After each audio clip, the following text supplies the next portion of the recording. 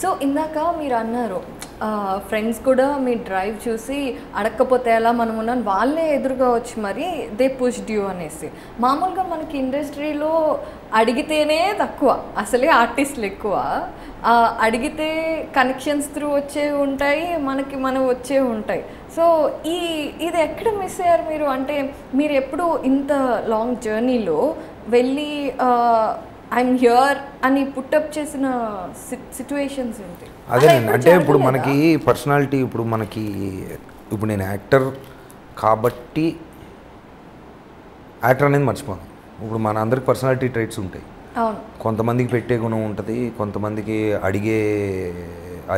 అడగాలనిపించదు, కొంతమందికి అలా different characters ఉంటాయి. సో ఆ క్యారెక్టర్ బట్టి ఇప్పుడు మనం ఏ ఫీల్డ్లో ఉన్నామో దాన్ని రిజల్ట్ అంటే ఫర్ ఎగ్జాంపుల్ ఇప్పుడు నాకు అడగడం ఇష్టం ఉండదు అని నేను అన్నాను అనుకోండి, అది ఇప్పుడు మీరు ఒక సాఫ్ట్వేర్ ఎంప్లాయీ అనుకోండి. సాఫ్ట్వేర్ ఎంప్లాయీలో మీరు అడిగితే వచ్చేది ఏముంటుందండి? ఫర్ ఎగ్జాంపుల్ అడగాల్సిన అవసరం ఉండదు. సో అది పర్సనల్ లైఫ్లోనే కొంతవరకు ఉంటుంది. ఏంటంటే ఫర్ ఎగ్జాంపుల్, అంటే సిలీ ఎగ్జాంపులే చెప్తున్నా, అంత క్లోజ్ ఫ్రెండ్స్ కాదు, వాళ్ళు సినిమాకి వెళ్తున్నారు అనేదో టాపిక్ వచ్చింది, నేను కూడా రానా అనేది అడగడమే. కానీ వాడికి అది అలవాటు లేదు కాబట్టి అడగడు. వాళ్ళు వెళ్తారు సినిమాకి, వీడు వేరే వాడిని తీసుకొని వెళ్తారు. So result is the cinema, అదే వాచ్డ్ ఇట్. అదే సేమ్ పర్సనాలిటీ ట్రైట్ నాకుంది. ఫర్ ఎగ్జాంపుల్ నాకు అడగడం ఇష్టం ఉండదు. నేను యాక్టర్ని కాబట్టి నేను ఈ ఫీల్డ్లో ఇప్పుడు మీరు అన్నట్టుగా యాక్టర్ అయితే మరి మీరు రోజు 10 మందిని కలిసి రోజు 10 ప్రొడ్యూసర్లు, మీకు ఆల్రెడీ పనిచేసిన ప్రొడ్యూసర్లకి వారానికి ఒకసారో నెలకు ఒకసారో సార్ నేను అడిగితే వచ్చేది ఏమో తెలియదు. కానీ అప్పుడు నా పర్సనాలిటీ ట్రైట్ లేదు, నేను ఎక్కడ నుంచి చేస్తాను? అది చేయలేను కదా, నాకు రాదు అది న్యాచురల్గా. అది దానివల్ల మిస్ అయ్యాను అని చాలామంది అంటూ ఉంటారు. ఇప్పుడు మీరు కూడా అన్నారు. మరి అది what can I do about it? Every man like has his own personality traits. And so అది తెలుసుకొని ఇప్పుడు మా వాడు చెప్పాడు కాబట్టి, వాడు నా ఫ్రెండ్ కాబట్టి వాడు నేను అడిగాను. ఆ కంఫర్ట్ జోన్ ఉంది. వాడు అన్నాడు అది కూడా, నువ్వు ఎందుకు అడగట్లేదు, నువ్వు అడగాలంటే అప్పుడు అడిగాను నేను. అందుకే ఇలా వర్కౌట్ అయింది. మేబీ ఇప్పుడు మీరు అన్నట్టుగా నేను ఎందుకు అడగలేదంటే మేబీ ఏ ప్రొడ్యూసరో లేదంటే maybe they were not that close friends of mind that కాబట్టి నువ్వు ఎందుకు అడగట్లేదని అడిగిన వాడు లేడు. అందుకని నేను అడగలేదు. But I'm fine, I'm okay.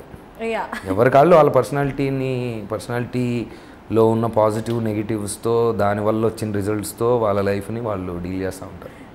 దాన్ని మనం వెనక్కి వెళ్ళి మనం ఇలా చేస్తుంటే బాగుండేది అనుకుంటే అది నువ్వు కాదు, అది నువ్వు చేయలేవు. నాకు ఇవాళ like seriously Navdeep two point ఓనే కనిపిస్తున్నారు. ఎందుకంటే what we hear and we know is a full chill out party. Hearing అంటే ఏంటి? మీ న్యూస్ ఛానల్స్లో హియరింగ్ అంటే కష్టమే. సో ఇప్పుడేమో పర్సనాలిటీ ట్రైట్స్, ఫిలాసఫీ, అది ఇది. ఓ మై గాడ్, ఏం లేదండి, అందరికి తెలిసింది కొత్త ఇన్ఫర్మేషన్ ఏం లేదు నాది. నేను తెలుసుకునే కొన్ని ఉన్నాయి. ఇప్పుడు నేను అడిగింది ఇప్పుడు నేను చెప్పింది మీకు తెలుసు కదా already. Nothing new that you just didn't thought about it in that particular way or with relation to your question that you asked, that మీరు యాక్టర్ కదా, మీరు అడగకపోతే ఎట్లా. సో కమింగ్ ఒకసారి మనం వెనక్కి వెళ్తే, జై చిత్రం నుండి అప్పుడు మంచి రెస్పాన్స్ వచ్చింది. అంటే యాజ్ అ హీరో, ఓకే ఈ అబ్బాయి హీరో మెటీరియల్ అనే థాట్లోకి వచ్చారు. అండ్ ఆ తర్వాత తేజ గారు చేసిన ఫస్ట్ సినిమా ఫ్రెషర్స్ని ఇంట్రడ్యూస్ చేసిన తర్వాత వాళ్ళతోటే సినిమాలు కూడా తీశారు కదా. అండ్ అలాగే అలా ఎప్పుడు మీ కాంబో ఎందుకు వర్కౌట్ అవ్వలేదు? జై తర్వాత జై didn't do well and commercially. But everybody thought yes you are a hero material. దానివల్లే దాని తర్వాత 10 సంవత్సరాల్లో ఆల్మోస్ట్ 20 సినిమాలు చేశాను వరుసగా. తేజ గారితో తర్వాత సినిమా యాక్చువల్లీ 2-3 సార్లు అనుకున్నాము. ఒక దాంట్లో నెగిటివ్ రోల్ అనుకున్నారు, ఒక దాంట్లో. But I been in touch with him. And అప్పుడప్పుడు ఒక సినిమాకి ఒక హీరోకి ఏదో డబ్బింగ్ చెప్పాను. అంటే I been in touch with him, మనం చేద్దాము అన్నట్టుగా అనుకున్నారు. అండ్ దెన్ ఆయనకి అంటే whatever he was in his own journey అని చెప్పాలి. తర్వాత ఇప్పుడు రీసెంట్గా లాస్ట్ వీక్ కూడా ఫోన్ చేశాను. అంటే it was always that we have to do something, let's see what happens అనేది. అది నేనే రాజు నేనే మంత్రి కుదిరింది అది. దాని ముందు I was continuously doing some films అండి. మీరు అన్నట్టుగా పర్లేదురా, ఇది పర్లేదు, ఇడు పనికొస్తాడు కుర్రోడు అనే అనుకున్నారు కాబట్టి అన్ని సినిమాలు ఇచ్చినట్టున్నారు తర్వాత. బట్ ఐ విల్ డెఫినెట్లీ, అంటే ఆయనతో నాకున్న రిలేషన్ ఏంటంటే ఆయన ఫోన్ చేసి ఇక్కడ రా అంటే అక్కడికి వెళ్ళడం, ఆయన ఒకటి చెప్తారు, ఇది మనం చేస్తున్నాం అంటే నేను చేస్తాను. ఇలాగ ఒక 5-6 జరిగినాయి. దాంట్లో డబ్బింగ్ చెప్పాను. నేనే రాజు నేనే మంత్రి జరిగింది. మొన్న ఒకటి ఓటీటీకి ఒక సీజీ బేస్డ్ ఫిలిం ఒకటి అనుకున్నారు, దానికి టెస్ట్ షూట్లు అన్నీ చేశాము. So lot of stuff has been happening. అంటే టేక్ ఆఫ్ అవ్వలేదు, వేరే వేరేగా అయినాయి. బట్ ఆ రిలేషన్ మనకు కావాల్సింది ఏంటంటే, ఇదిగో నువ్వు రా ఫస్ట్, ఇదిగో ఇది చేద్దాం అనుకుంటున్నాము, ఇది మనం చేయాలి, అది జరిగిందా లేదా అనేది పక్కన పెట్టండి. ఇప్పుడు ఆ ఇంటెన్షన్ ఉంది కదా ఇద్దరికి, ఆయనకి most importantly, that is more than enough for me. అంటే చాలాసార్లు ఇంటెన్షన్ ఉన్నప్పుడు సమ్వేర్ అరౌండ్ అది వర్కౌట్ అవుతుంది, డెఫినెట్గా అవుతుంది. అది ఈ రోజా రేపా ఇప్పుడు దాకా ఎందుకు అవ్వలేదు అనేది అది మనం ఏం చెప్పలేం, కానీ ఇట్ డెఫినెట్లీ హ్యాపీ. అంతా దేవేచ్చ అంటారేమో అని భయపడ్డాం. అంతవరకు రాలేదు, దేవుడి దాకా వెళ్ళలేదు, కానీ మనకు తెలిసినయే కొన్ని తెలిసినాయి అన్నీ, అంతే. తెలియనివి తెలియదు. Yeah. So movies, TV, web series అన్నీ అసలు ఏ తెరైనా చించేద్దామనే ఫీల్. మీరు చించేస్తూనే ఉన్నారు కూడా, అప్పుడప్పుడు నాకు కూడా చిరిగిపోతాం. సో ఈ మొత్తం జర్నీలో ఎప్పుడైనా రీగ్రెట్ అయ్యారు? అంటే సినిమాలు వర్క్ చేసాము అదంతా వేరు, పర్సనల్గా అరే ఇది కాదురా, ఇది ఒక్కటి మనం నో చెప్పు ఉండాల్సింది. నేను ఇందాక ఒక పర్సనాలిటీ ట్రైట్ గురించి మాట్లాడాను కదా, దాంట్లో అడగడం ఇష్టం ఉండదు అనేది ఒకటైతే, ఇంతకు మునుపు నో చెప్పలేకపోవడం కూడా one of the reason that I've done many bad films. అంటే బిగినింగ్లో ఐ వాజ్ 17 years old.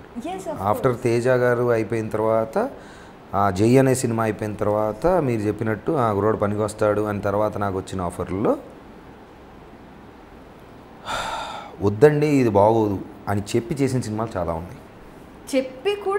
నేను చెప్పి చేసిన సినిమాల్లో లిటరల్గా, అన్నయ్య నీకు తెలియదు, నువ్వు కుర్రోడివి, మేము ఇన్ని సినిమాలు తీసాం, నా మాటిను, ఇది బాగుంటుంది, ఇదే ఎగ్జాక్ట్ వర్డ్స్ నాకు చెప్పినప్పుడు I was 19, I was 20 till almost నాకు గుర్తుండి ఆర్యా 2 ముందు గౌతమ్ ఎస్ఎస్సి జై అయిందా, జై అయిన తర్వాత గౌతమ్ ఎస్ఎస్సి ఒక సినిమా నేను కథ విని అదిరిపోయింది, చెయ్యాలని అనుకుంది. తర్వాత ఆర్యా 2, చందమామ కూడా I was selected for it. అంటే ఆయన పిలిచి, కృష్ణవంశీ గారు పిలిచి, ఇది మనం చేస్తున్నాం అంటే ఆ ఎస్ అని దూకింది తప్ప, దాంట్లో ఆ కథ విని మనం డిసైడ్ అయ్యే అంత సీన్ లేదు అప్పటికి. So Arya 2 was the one thing where after that, అంటే నేను అది చేయలేను అని అంటే, సుకుమార్ గారు అప్పుడు అంటే షూటింగ్ ఫర్ తమిళ్ ఫిలిం అక్కడ దాకా వచ్చి కథ చెప్పినప్పుడు పేలిపోయా, అబ్బా ఇది అసలు ఇద్దరు అబ్బాయిలు కదా, ఇది టూ మచ్ ఉంది చెయ్యాలని. అది ఎప్పుడంటే అది that's my 10th or 12th film I think.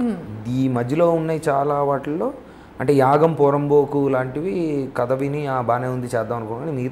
మిగతా చాలా వరకు ఎందుకు చేశాను కూడా తెలియదు నాకు. అంటే పెద్ద బ్యానర్ అని కొన్ని, పెద్ద డైరెక్టర్ అని కొన్ని, నేను ఇది డౌట్గా ఉంది అంటే, నీకు తెలియదు, నువ్వు చిన్నపిల్లోడి, నువ్వు చెయ్యి బాగుంటుంది, నేను మార్కెట్ చేస్తా కదా అని చెప్పి నీకు కొన్ని. సో ఎక్కడికక్కడ ఓకే మనకు తెలియదేమో, మనం చేయాలేమో, మన దాన్ని ఏమంటారు, గట్ని ఫస్ట్ విన్నప్పుడు గట్ని ఎస్ ఆర్ నో అని ఒకటి చెప్తుంది కదా, దాన్ని నీకు తెలియదులే అని పక్కన పెట్టి చేసినవే ఇప్పుడు మీరు అడిగిన దానికి ఆన్సర్ అదే. సో చాలా వరకు నో అని బాగోవు అని తెలిసి కూడా, అంటే what ever, I'm not regretting, అంటే డెఫినెట్లీ రిగ్రెటింగే, కానీ ఇప్పుడు ఆ రోజు మళ్ళీ అదే కమింగ్ బ్యాక్, ఆ రోజు అది తెలిసి ఉంటే బాగుండేదని నువ్వు ఈ రోజు ఎలా చెప్తావు, ఇప్పుడు తెలుసు కాబట్టి చెప్తావు, అప్పుడు నీకు తెలియదు, అప్పుడు అంతే పరిస్థితి, ఓకే అయిపోయింది, ఇప్పుడు అది మళ్ళీ చేయకు, అంతేగాని వెనక్కి వెళ్ళి ఈరోజు నేను అది చేయకపోతే బాగుంటుంది, there is no point, there is no absolute point sitting and brooding over the past. అయిపోయింది, ఇంకా దాని గురించి ఏం చేయలేను, అది జరగకుండా మళ్ళీ చూసుకోవడమే తప్ప.